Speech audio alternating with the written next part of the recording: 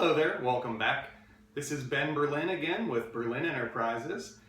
We're a full-service real estate investment company. We buy houses in all states of repair. We sell houses in all states of repair. We fix and flip them, always doing quality work. We have rental properties. We connect buyers and sellers. That's our primary business. We're also involved in credit repair business that can be very lucrative. And we're also recently involved in a new business involving a new cryptocurrency called onecoin that I believe has absolutely massive upside potential. I am quite invested in that, and I'm already seeing a great return on that. As always, you can always email me at any time at my personal email, ben@berlinenterprises.net, and I'm happy to help however I can. I try to get good turnaround on emails. I always try to get back to people in 24 hours. I'm a busy guy, but I love it. I wouldn't have it any other way. I love every minute of it. So again, we're going to get into some more stuff today. I want to mention too, as always, this training session will be real time. I won't be doing any editing whatsoever of the video. It's just going to be real time, and just as if we were sitting together, talking one-on-one, which by the way, I do offer this in a little bit more thorough. We can be more thorough when it's one-on-one, of course, but I do offer this one-on-one. It's a $5,000 course, well worth your investment, because every single student I've ever had has made back many times that within the first 30, 60 days. And then from there, I mean, it can become, the sky's the limit with what you can do with real estate and some of the other stuff I have going on that I'm happy to share with everybody. So I figure, like Zig Ziglar always says, I don't remember exactly the quote, but he says something to the effect of, the more people you help, the more it will come back and benefit you. So, and your heart has to be in the right place. You have to be doing it for the right reasons. You have to be doing it because you want to, but for some reason, somehow, it always comes back tenfold. Always. I've experienced that myself many times over. So we're going to get back into section 1, which is mindset changes and self-development. This is our third series in part 1. And I spent a little bit of time on this. I like to keep these videos 15 minutes or under. I sometimes go a little bit longer, but I think it's important to keep your attention. And I like to break down the sections because there's a lot of stuff we go over, and I really want you to spend some time outside of just you and me sitting here together. I want you to spend some time outside of that to really go over this stuff that we talk about. Do the exercises that I suggest, and read the things that I suggest. And what we're going to do at the end of every section, I'm going to actually specifically go over some materials and assignments that I would like to give you, and then give you kind of a recommended further actions, further readings for you to do, and do the exercises. Do those. It will help you tremendously. I'll give you all the tools and the framework to be successful. You have to implement them. So moving forward, part 3 of section 1. Let's just move forward here. So I want you to have very specific plans. So I think we talked about specificity a little bit last time, but I want you to get specific with your plans, including a specific cash flow criteria by specific dates and specific net worth figures by specific dates. Not only do you have to implement plans for, maybe 1 to 3 months down the road, but you also have to do it for, say, 6 to 12, and then you should do it for 12 to 3 years maybe, and then 5 to 10 years. You have to break each of those down, and part of that is getting specific cash flow and net worth figures. So. And I'll teach you how to do this. I'll share my spreadsheets to those of you that want it. I've developed spreadsheets for budgets, which could also be called cash flow, and I've created spreadsheets for net worth, which could also be called a balance sheet. And I'm happy to email those to anybody and go over those. It'll be a little hard for me to share those over a video like this without doing a webinar style presentation, but this is what we have. This is what we're doing. I'm happy to share those privately with anybody that's interested in them. But basically a cash flow or a budget, we'll just call it a cash flow statement. What it's going to do, it's very simple. It just groups. You just have your incomes, all of your different income streams. Which, by the way, the average millionaire has 7 different income streams. It's all about massive passive income. That's what frees us to do what we want. And what are we all after with building wealth? We're after freedom. I mean, let's not fool ourselves. That's what we're after. We want personal freedom. We want to be able to do what we want to do when we want to do it. And maintain productivity, of course, but we're after personal freedom. That's ultimately, if you really think about it, that's what it comes down to. So, cash flow criteria. So you would categorize all your incomes, and then you categorize all your expenses, and you have those broken down so that you know exactly where you stand. So if you break, you would first show your projected income and expenses, and then as months go by, you actually put actual in there. And I think it's very enlightening once you see that. I don't want to get too far into this because I'll explain this more in detail later, but just know that you have to have specific criteria here, or know the specific criteria that you want. Actually, if you see a negative at the bottom of that cash flow statement every month, that's not a position you want to be in for very long. You want to see a positive, or actually better yet, you want to see just a zero at the bottom of that, because you really should categorize every expense, even if you're in a $2,000 or $5,000 or $20,000 a month surplus, that still should be going somewhere, whether it's to another investment or whether it's to a savings account or something. But like Robert Kiyosaki says, savers are losers, because as the dollar bill continues to be printed off into practically oblivion, guess what's happening to it? It's being devalued. So money sitting in the bank is just losing value by the second. You have to earn, I think it ends up being like 10% annual interest rate, or maybe it's like 8% annual interest rate to keep up with inflation. So you have to be at 20 or 18% just to make a 10% return on something. At any rate, that's a later discussion. But you want to have that specific cash flow and then specific net worth figures. And net worth could also be called a balance sheet. Basically, it's what you own on one side and what you owe on the other side. And you want that figure to be positive, of course. Many people are in a negative net worth situation, which isn't a good place to be. If they had to liquidate everything, they would owe at the end of that. So I think it's very critical to have specific figures for both of those. I won't run this into the ground, but you need to plan. If you aren't keeping score, how the heck do you know how you're progressing? You don't. So you always need to be planning. You always need to be writing down. You always need to be, bettering yourself. And I spend a good bit of time on this self-development and mindset changes because it is so important. It is the foundation. It is the foundation of it. And I can talk about this all day long. I would sit with you privately and talk about this more. But everything begins in thought. Everything does. Absolutely everything. All positive things, all negative things. Everything in between, it all begins in thought. So let's see, I want you to, in addition to the planning, I want you to wake up every day. I want you to be grateful for what you have, because the journey is half the fun. I think we mentioned that last time, but be grateful for what you now have. If somebody says, what do you want? And they list off, 100 different things that they don't have. Well, no wonder why they're miserable, because they don't have anything they want. So you have to want what you now have also. You have to be grateful for what you now have. And that's such a hugely important topic. You have to enjoy the journey. You have to be grateful for what you have. So I want you to also every day think, how can I increase my net worth? And how can I increase my cash flow?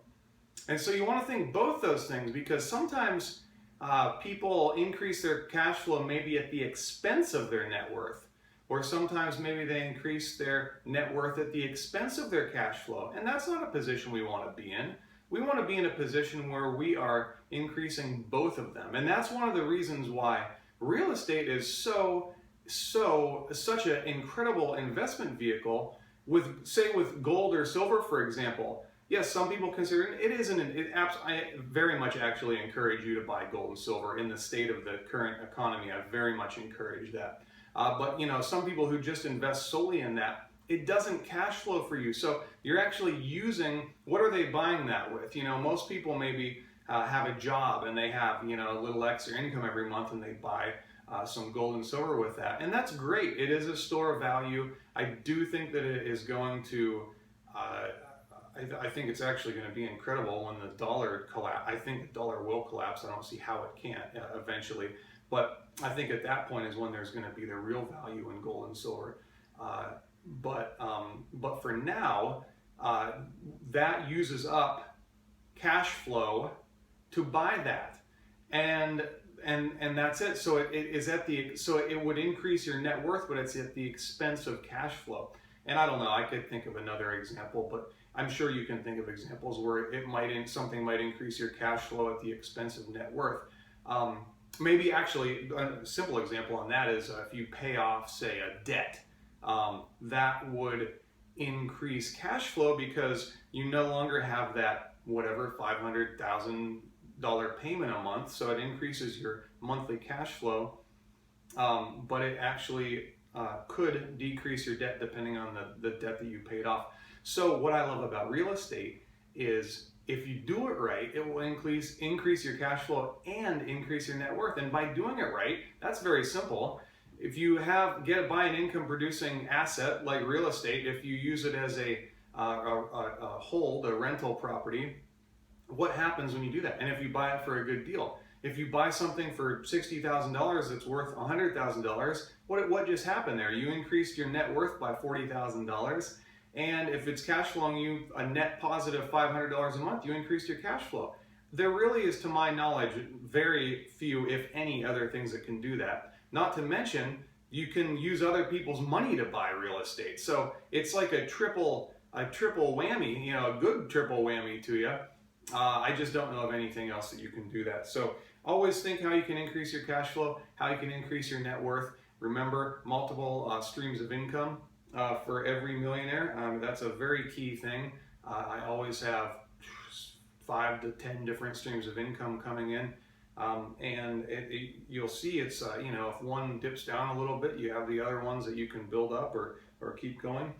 I always want you to also always be selling. Be selling yourself. You have to. This is just a basic business principle. And I'm not talking about, you know, being a slick car salesman and you know, trying to get somebody to buy something that, you know, they know that they probably should not be buying. But you know, in our line of work, you can't get somebody to buy something that they don't want or that they don't need. And honestly, you would be doing somebody a disservice if you're trying to convince them to buy something that they don't want or need or can't afford. And that's not what I'm talking about here at all. I'm talking about getting somebody to buy something that you know will benefit them. And that's where your heart has to be in the right place. I mean, to be a shrewd businessman, I look at that favorably, but I do look at to benefit others. I believe, you know, that anything that I am selling, it's because I want the other person to experience that, to get that fulfillment, you know, and you have to be 100% behind whatever you're selling, and you would be immoral to do anything else. And so I'm suggesting to sell what you know would be good for others, and there's a huge difference there. So please do not take that wrong. I want to be very clear in what I'm talking about there. But you do always have to sell yourself. Think about it. Whatever you want in life, you have to get from other people. Where else does it come from? It doesn't just manifest itself out of the thin blue sky. It comes from other people. Well, actually, money can manifest itself, but that's a whole other topic. A lot of things can manifest themselves, really, but ultimately they come from other people. So remember that. So, you know, there is a way of, you know, presenting yourself that, you know, can get others to say yes. And there's a bunch of good resources on on sales tactics, and I encourage you, in fact, at the end of this section, I'll go over some of them that I would recommend that you look at, because life is really all about sales. So just make sure your heart's in the right place. One of the most basic things with sales is just getting other people to say yes. Just starting with other people, getting them to say yes. Don't give them questions they can say no to. If they can say no to a question, 8 times out of 10 they'll say no. So always remember that you can get everything you want in life by giving enough others what they want. I think that's exactly Zig Ziglar's statement.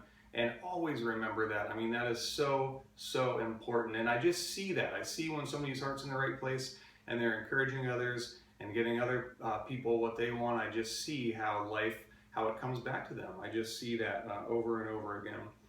So I also want you to remember that you are responsible, and I'm responsible for myself.